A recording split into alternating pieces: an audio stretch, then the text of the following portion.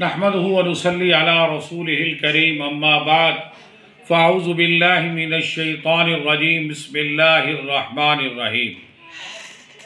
5 अनमोल मोती, और ये वाकई ही अनमोल है और मोती है जो आपको देने जा रहा हूँ, इन पर अमल करना है। नंबर 1, कभी भी माँ बाप की बद्दुआ ना लो, क्योंकि वो शख्स बहुत ही बदनसीब है जिसको माँ बाप की बद्दुआ मिले।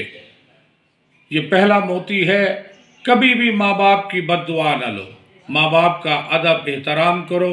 जो बंदा माँ बाप की बद्दुआ लेता है, उनका एहतराम नहीं करता, उनका कहना नहीं मानता, तंग करता है, तो दुनिया के अंदर जलील और रुसवा हो जाता है।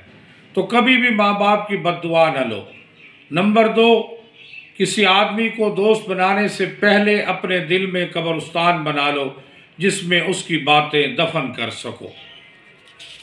तीसरा अनमोल मोती, नाप तोल में गाड़ बढ़ करने से बचो। तुमसे पहले की उम्मतें इसलिए हलाक हुई कि वह नाप तोल में गड़बड़ करती थी।